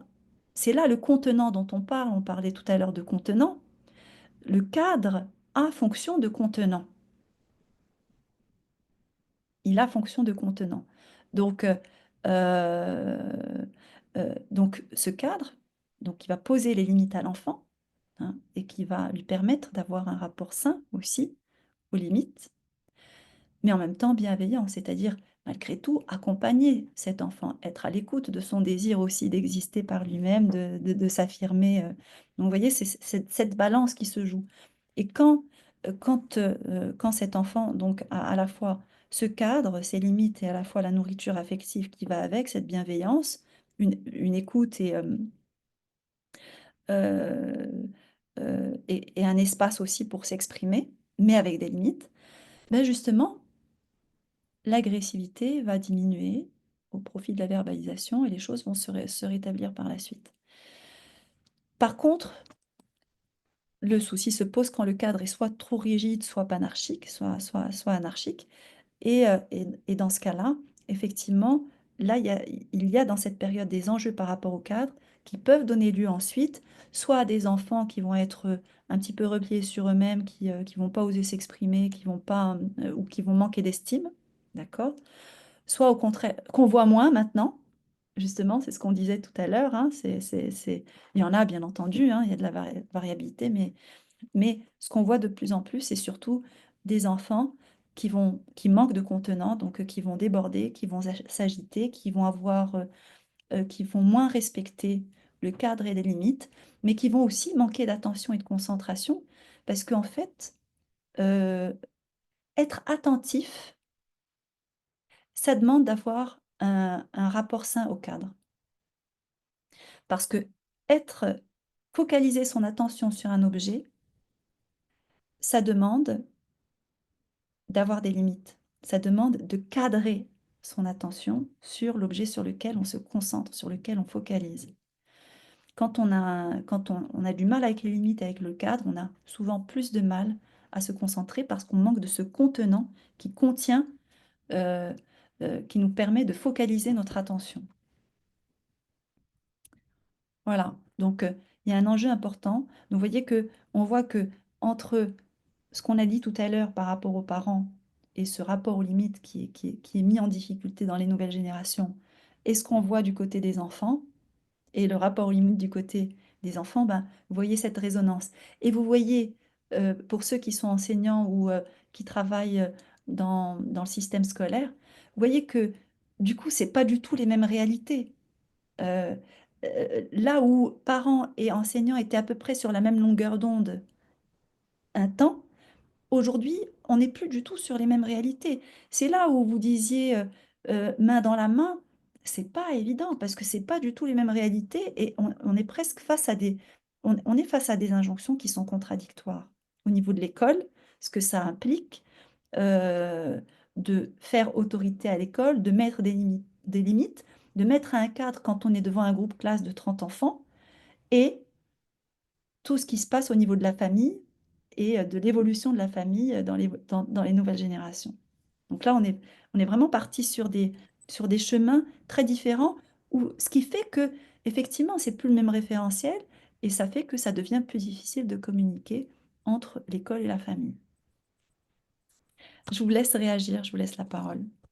Il y avait donc Sébastien qui voulait parler et après, je pense que Marie-Claude, il y a pas mal de personnes qui ont écrit, donc on va te lire peut-être à haute voix ce qui a été dit, peut-être avant. Sébastien attend depuis un petit moment.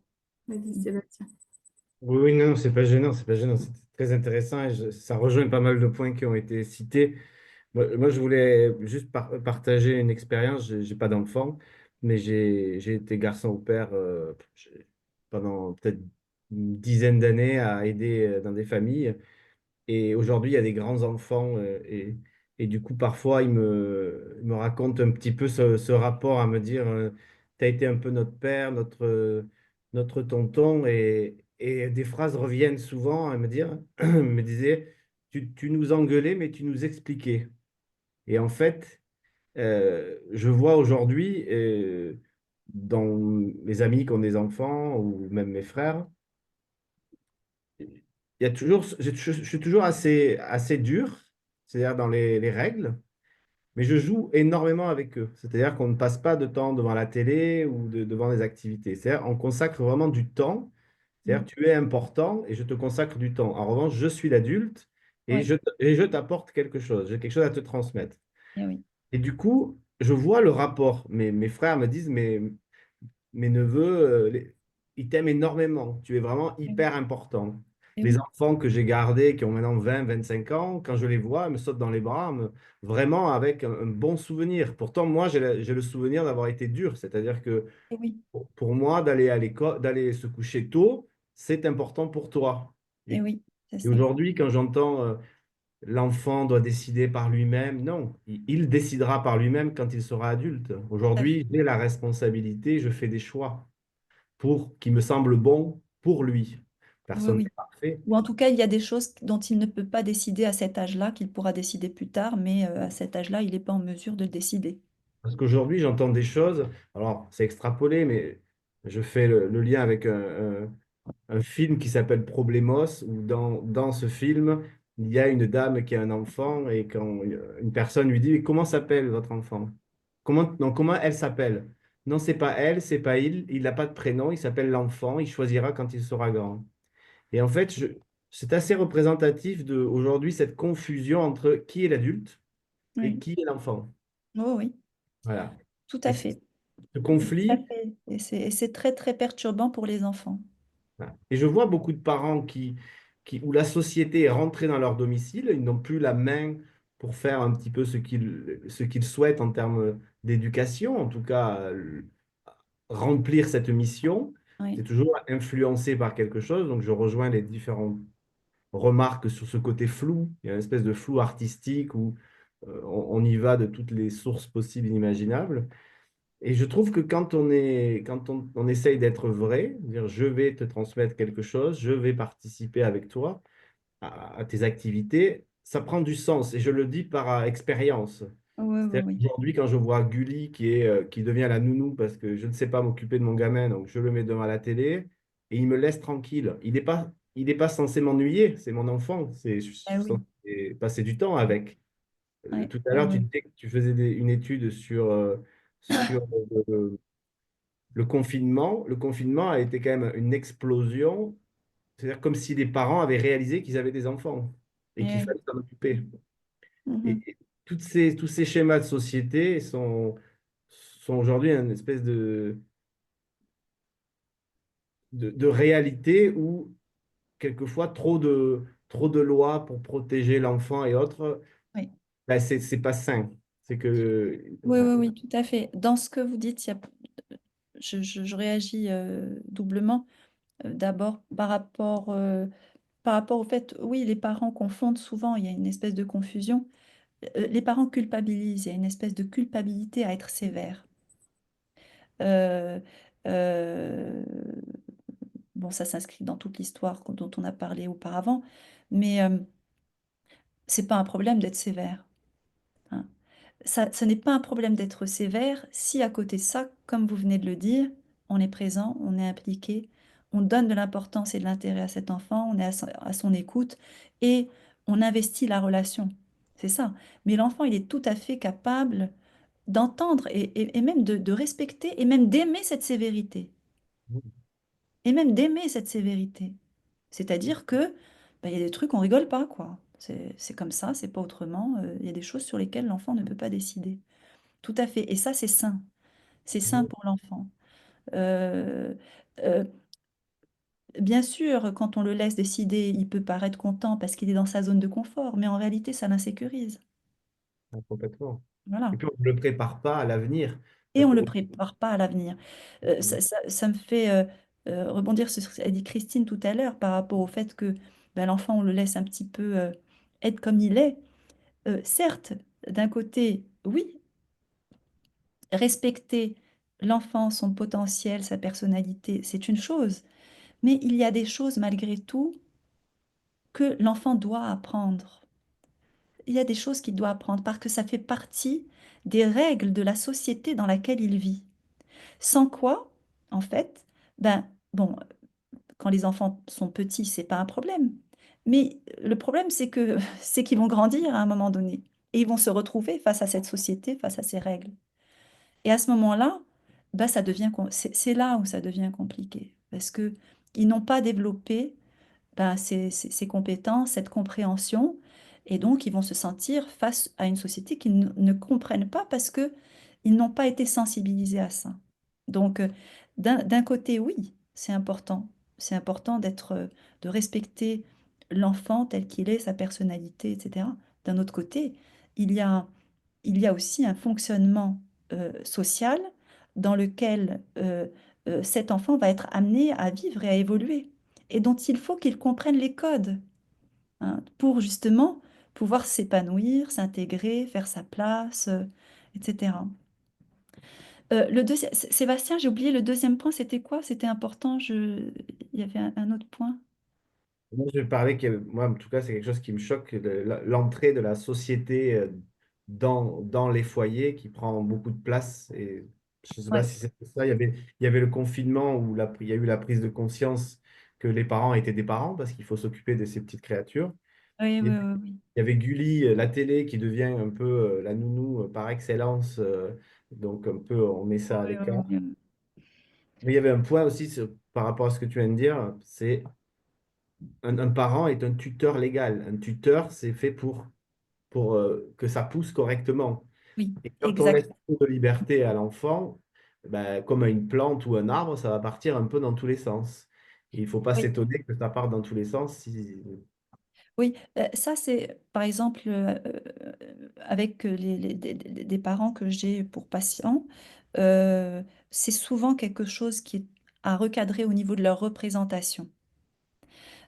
C'est-à-dire que dans les nouvelles générations, hein, dans les nouvelles générations, quand on pose la question, il y a certains parents, je pose la question, mais c'est quoi votre mission en tant que parent? C'est ça.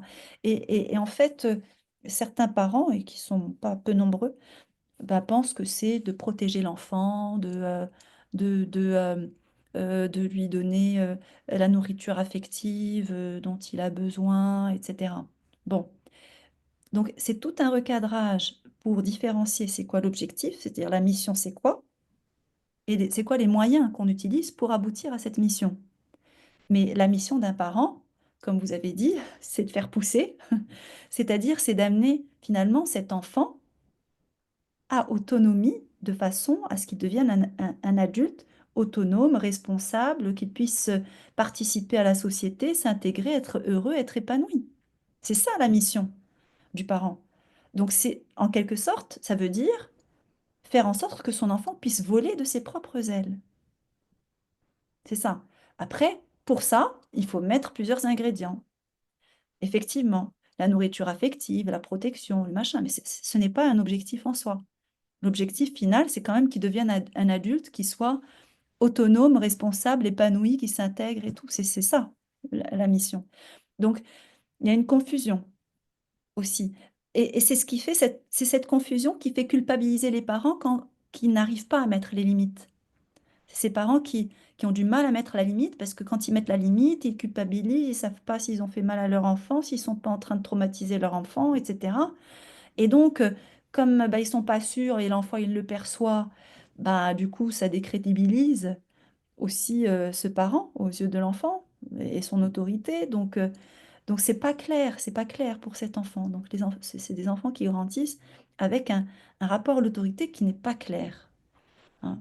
Alors que ils ont besoin de ce cadre-là pour grandir. Il le recherche, je trouve, parce Et que ils le recherchent. le Ils le fait recherchent. de corriger un enfant, il comprend que c'est pour son bien-être. Alors, je ne parle pas corriger physiquement, mais de le cadrer, puisqu'on en parle depuis le début, de le cadrer. Il comprend que c'est pour son bien. On lui donne de Oui, l'attention. Alors oui, qu'un enfant qui n'en a pas de cadre, souvent va faire des bêtises parce qu'il est en recherche d'attention. oui, tout J'existe. à fait. Tout à fait. Et c'est aussi parce que c'est dans la nature humaine. La nature humaine fait que, en fait, l'être humain est un explorateur. C'est sa nature. L'être humain est un explorateur, ça veut dire que dans sa nature, l'être humain explorera toujours plus loin. Tant qu'il n'a pas un mur qui lui dit arrête, il va continuer à explorer, à explorer. Il va explorer le fin fond de l'univers jusqu'à trouver une limite et sinon il ne s'arrête pas. L'enfant, bah, c'est un petit être humain qui explore. Il explore, il teste les limites, il voit jusqu'où il peut aller. Et il a besoin qu'on lui dise arrête-toi là, parce que arrête-toi là, ça veut dire c'est bon, là tu peux t'arrêter, lâche. Tu peux t'arrêter, ça veut dire que tu ne dois pas dépasser ça. Toi, tu t'arrêtes là. Quand on dit toi, tu t'arrêtes là, vous voyez ce contenant-là. Ça veut dire, toi, ta personne, elle s'arrête là. Il y a une limite aussi à ta personne, hein. Donc, ce contenant est important, hein. Quand il explore et que il teste et que c'est sans limite, c'est anxiogène. Donc, finalement, il va s'agiter, il va chercher les limites dans tous les sens, en espérant, inconsciemment bien entendu, trouver quelque chose qui lui dit, c'est bon, tu peux t'arrêter. Ça fait lien avec ce que Antonio a écrit il y a quelques minutes en disant que aujourd'hui peut-être ça peut être une carapace à la timidité ou en tout cas une forme de fragilité peut-être si on peut le reformuler. Cette façon d'être tout le temps agité, euh, ça fait. On disait qu'il y avait très peu d'enfants timides, mais peut-être que c'est finalement l'autre versant que d'être tout le temps agité, c'est peut-être finalement révéler une forme de fragilité. Alors ça, dans certains cas, c'est le cas, mais c'est pas le cas, c'est pas la plupart des cas aujourd'hui. C'est le cas. Pour certains cas, c'est ce qui se passe, mais c'est pas le plus grand nombre aujourd'hui. On a vu ça d'ailleurs plus dans des générations précédentes, c'est-à-dire des personnes qui sont plutôt timides et qui vont trouver leur épanouissement en faisant un peu le zouave, et puis en faisant le comique, et puis en prenant de la place. Ça cache une certaine timidité. Et ça existe encore aujourd'hui, il y a des tas de cas comme... Mais les phénomènes qu'on décrit là, c'est d'un autre ordre. Ce ne sont pas des enfants timides, ce sont des enfants qui sont intolérants à la frustration et qui manquent de cadre. C'est différent. C'est ça qu'on voit comme phénomène qui augmente. Ces autres cas existent comme ils ont toujours existé. Il n'y en a pas plus. Il n'y en a pas plus qu'avant. C'est des profils différents.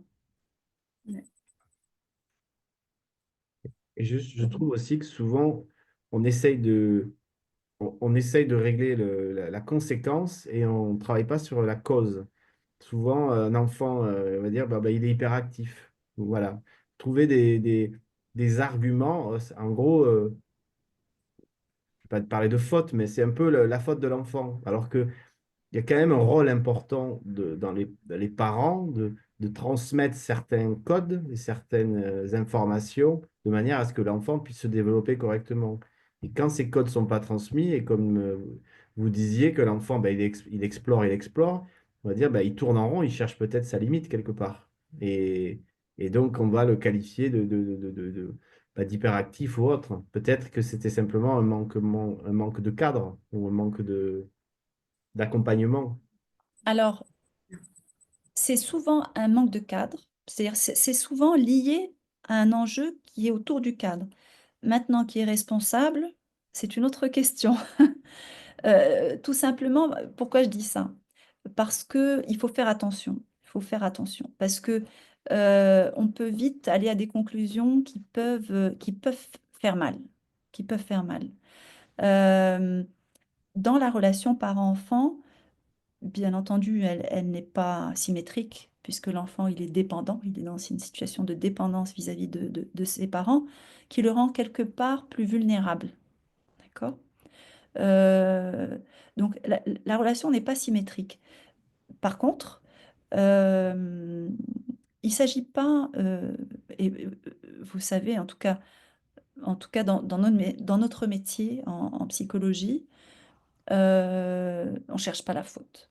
On cherche pas la faute, on cherche pas la responsabilité. C'est pas ça. On s'attache davantage au processus. Au processus, comment ça s'est mis en place, qu'est-ce qui est en jeu, qu'est-ce qui est en jeu dans le système, dans les interactions, dans le vécu de la personne. Euh, euh, Parfois, on trouve des parents qui sont en réelle souffrance face à leur enfant et, euh, et pour qui euh,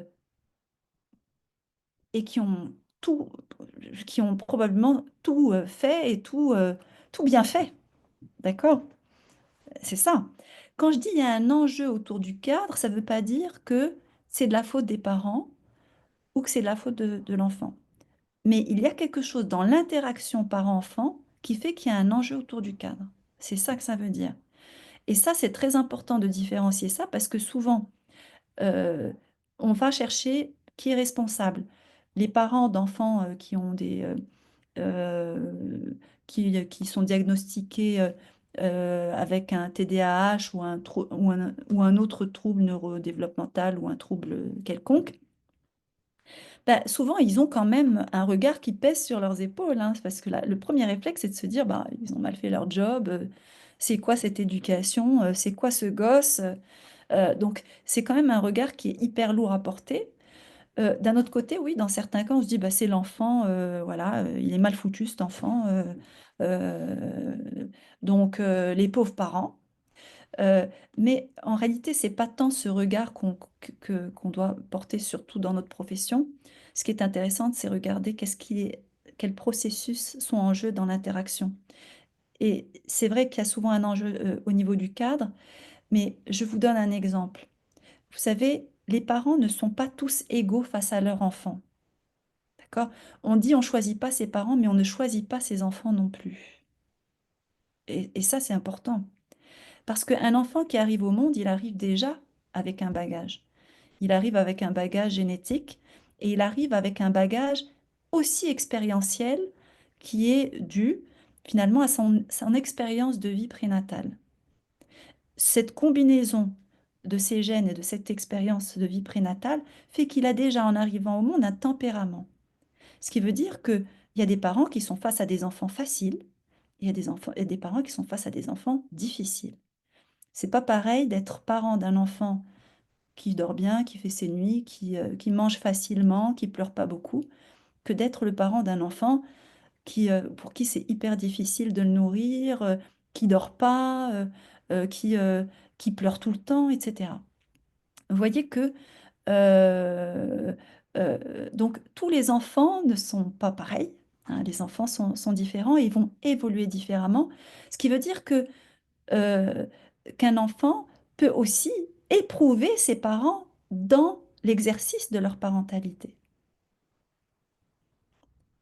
Vous voyez que c'est quand même complexe tout ça, c'est pas rien, hein. Il y a des parents qui n'ont, qui présentent pas de facteurs particuliers qui pourraient finalement être défavorable au développement de l'enfant ou quoi. Et pourtant, euh, face à un enfant difficile, ben, un parent, il peut s'épuiser, il peut douter de lui-même à un moment donné, pour peu que il n'ait pas de soutien par ailleurs, qu'il soit un peu isolé, que ça peut aller très vite aussi. Donc, euh, donc c'est toujours en fait, quand on travaille toujours sur l'interaction, sur le lien et sur les processus qui sont en jeu, pas tant. Et finalement, dans ces processus, c'est d'observer, moi, je trouve toujours très intéressant d'observer en fait les différentes dimensions sur lesquelles finalement qui peuvent mettre en difficulté et du côté des parents et du côté de l'enfant pour voir sur quoi on peut travailler. Mais souvent, on va travailler sur plusieurs choses et, euh, et avec différents membres du système. Passionnant. Tout ce que tu nous racontes, c'est vraiment extraordinaire. Là, je vois qu'il est 21h22. Peut-être on va te laisser. On va terminer tranquillement. C'était vraiment très clair, très passionnant. Tout ça Merci de votre attention. Merci. et tout Merci de votre ça avec ton sourire. Donc, on va fermer. Est-ce que je peux te téléphoner tout de suite après? J'ai besoin de partir. évidemment, bien sûr, bien sûr. Merci à tous et à Je toutes. peux poser une petite question à Myriam? Oui, bien Vas-y. Excusez-moi, sûr, Myriam, je bien pourrais sûr, avoir Jeanne. le nom à titre informatif de votre centre à Casablanca? C'est Centre MyPsy, ça s'écrit MYPSY, et c'est D'accord. Centre de psychologie Boulevard Moulay Youssef. Centre de psychologie D'accord. Moulay Youssef. C'est Centre Ok. MyPsy. Voilà. Merci beaucoup, hein. Merci de C'est Alors, votre vraiment intervention. C'était génial. Oui, oui, bah, ça me fait vraiment plaisir. Moi aussi, je voulais vous remercier pour l'invitation.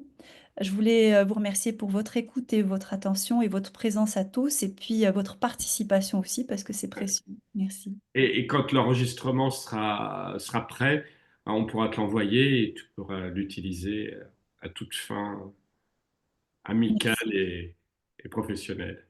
Super. Je t'appelle dans quelques minutes. À tout de suite. Merci Myriam, C'est merci comme ça. beaucoup. Au revoir, au plaisir. Merci. Au revoir, au revoir. Bonne Bonne soirée à tous. soirée. Au revoir. Merci, au revoir.